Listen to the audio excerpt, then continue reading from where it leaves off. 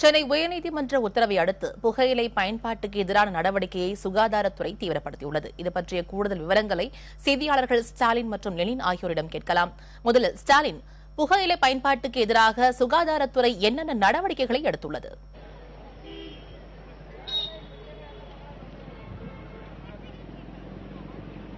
தூரில் அருகே புகையிலை விற்பனையை முழுதாக தடுக்கவும், அதே போல பொது இடங்களில் புகையிலை பயன்பாட்டை தடுப்பதற்கு மாநில அளவில் 43 குழுக்களை அமைத்து சுகாதாரத்துறை உத்தரவு பிறப்பித்துள்ளது. மாநில அளவில் இந்த குழுக்கள் மாவட்ட ரீதியாக இந்த குழுக்கள் செயல்படும் என்றும், அதே போல ஒன்றிய அளவில் பார்த்தோம் என்றால் 385 குழுக்கள் இதற்காக சிறப்பாக அமைக்கப்பட்டுள்ளதாக சுகாதாரத்துறை தகவல் தெரிவித்துள்ளது. இந்த குழுக்களை பொறுத்தவரை சுகாதாரத்துறை அதிகாரிகள், மாநகராட்சி அதிகாரிகள் மற்றும் காவல்துறை இணைந்து இந்த குழுக்களில் இடம்பெறுவார்கள் என்றும், திடீரென ஆய்வு செய்து உடனடியாக அந்த புகையிலை பயன்பாட்டை தடுப்பதற்கான இந்த குழுக்கள் அந்த பணியில் ஈடுபடுவார்கள் என்றும் சுகாதாரத்துறை தெரிவித்துள்ளது. இந்த குழுக்களை பொறுத்தவரை குறிப்பாக பள்ளி கல்லூரிகளில் 100 மீட்டருக்குள்ளாக புகையிலை விற்பனை செய்தால் அந்த கடைகளை ஆராய்ந்து ஆய்வு செய்து உடனடியாக அந்த கடைகளுக்கு சீல் வைக்கவும் அந்த குழுக்களுக்கு சுகாதாரத்துறை உத்தரவிட்டுள்ளதாக தான் தகவல்கள் தெரிவிக்கின்றன. அதே போல பொது இடங்களில் புகையிலை பயன்படுத்துவரை கண்டறிந்து உடனடியாக அவர்களுக்கு அபராதம் விதிக்கவும் சுகாதாரத்துறை இந்த குழுக்களுக்கு உத்தரவிட்டுள்ளது. இது தவிர புகையிலை பயன்பாட்டை பொது இடங்களில் தெரிவிப்பதற்காக குறிப்பாக அனைத்து அரசு அலுவலகங்கள் மட்டுமல்லாமல் தனியார் இடங்கள், தனியார் அலுவலகங்கள், அதே போல ஒவ்வொரு கடைவாசலிலும் விழிப்புணர்வு பலகைகளை வைக்குமாறும் சுகாதாரத்துறை அந்தந்த மாவட்ட நிர்வாகங்களுக்கு அறிவுறுத்தியுள்ளது. மும்தாஜ். ஸ்டாலின், நீங்க இணைப்பில் இருங்க. இது குறித்து நமது செய்தியாளர் ஸ்டாலின் லெனின் இருக்கிறார். லெனின், திருச்சியில கல்வி நிறுவனங்கள் அருகில் புகையிலை பொருட்கள் விற்பனை செய்யப்படுகிறதா? அங்கு இந்த நீதிமன்ற உத்தரவை அடுத்து என்ன மாதிரியான நடவடிக்கை எடுக்கப்பட்டுள்ளது?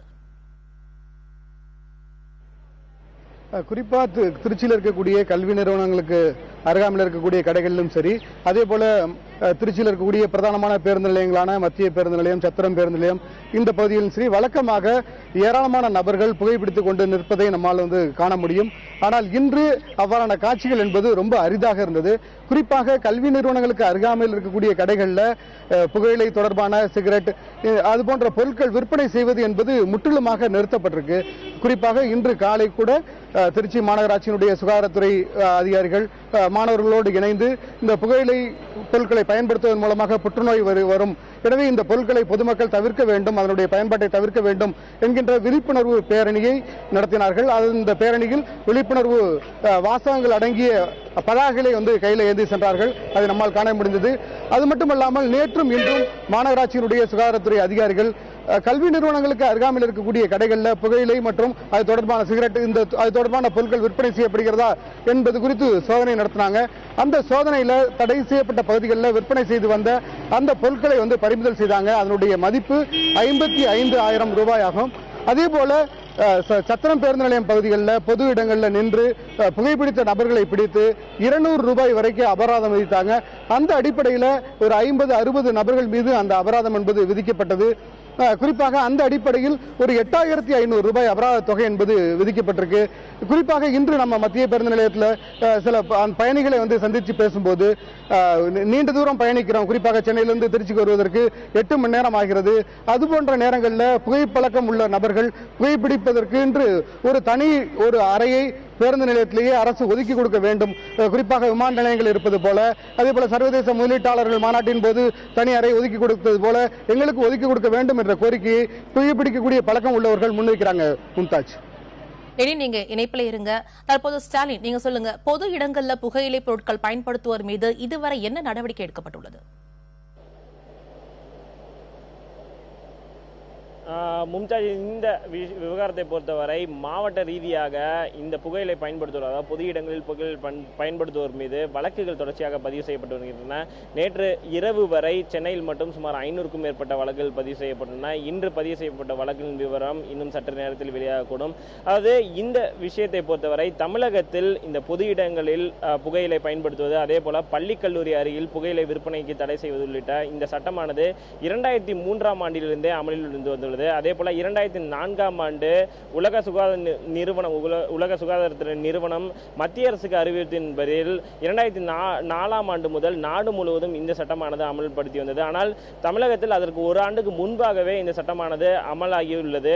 ஆனால் இந்த சட்டத்தை பொறுத்தவரை சரியாக பின்பற்றப்படவில்லை என்றுதான் சமூக ஆர்வலர்கள் தெரிவிக்கிறார்கள். அதாவது சட்டம் அமலில் இருந்தாலும் பொது இடங்களில் புகையிலை பயன்படுத்துபவர்கள் எண்ணிக்கை அதிகரித்துக் கொண்டே வந்துள்ளது என்றுதான் சமூக ஆர்வலர்கள் தெரிவிக்கிறார்கள்.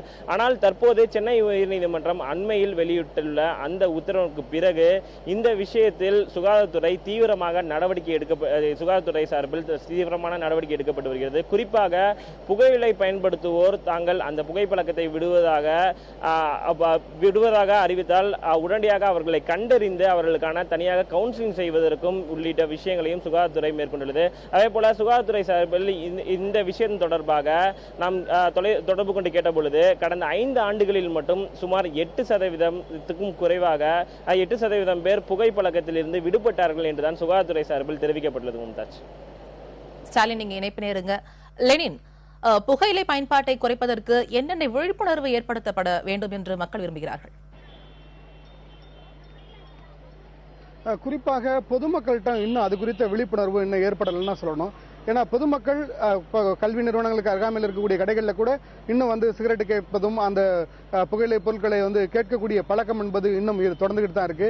தனக்கு அபராதம் விதிக்கப்படும் என்கின்ற பயம் சற்று குறைவாகத்தான் காணப்படுது. ஏன்னா அந்த நடவடிக்கைகள் என்பது இன்னும் அதிகமாக துரிதப்படுத்தப்படாதனால, அந்த அபராதங்கள்ல பாதிக்கப்படாதனால பொதுமக்கள்கிட்ட இன்னும் அந்த விழிப்புணர்வு இன்னும் குறைவாகத்தான் இருக்குன்னு சொல்ல முடியும். ஆனா கல்வி நிறுவனங்களுக்கு அருகாமையில் இருக்கக்கூடிய கடைகள்ல இந்த பொருட்கள் விற்பனை செய்வது என்பது முற்றிலுமாக நிறுத்தப்பட்டிருக்குன்னே நம்ம சொல்லலாம். காரணம் என்னன்னா, அவர்கள் விற்பனை செய்யக்கூடிய அந்த சிகரெட் உள்ளிட்ட அந்த புகையிலை பொருட்கள் அதை வந்து மாநகராட்சி சுகாதாரத்துறை அதிகாரிகள் பறிமுதல் செஞ்சுட்டு போயிடுறாங்க. அது தங்களுக்கு மிகப்பெரிய நட்டத்தை உருவாக்குது என்பதால் அவர்கள் விற்பனை செய்வதை முற்றிலுமாக நிறுத்தியிருக்காங்க. இது மட்டும் இல்லாம அந்த புகையிலை பழக்கத்திற்கு அடிமையானவர்களை மருத்துவமனைகள் மூலமாக, மருத்துவர்களின் ஆலோசனையின் மூலமாக அவர்களை அதிலிருந்து மீட்டு எடுப்பதற்கான முயற்சியும் அரசாங்கம் மேற்கொள்ள வேண்டிய தேவை என்பது இருக்கு. அதை வந்து பொதுமக்களும் புகைப்பிடிக்கும் பழக்கம் உள்ளவர்களும் விரும்புறாங்க, நம்ம பார்க்க முடியுது. மும்தாஜ். இது குறித்த கூடுதல் தகவல்கள் வழங்கிய செய்தியாளர் ஸ்டாலின் மற்றும் லெனின் இருவருக்கும் நன்றி.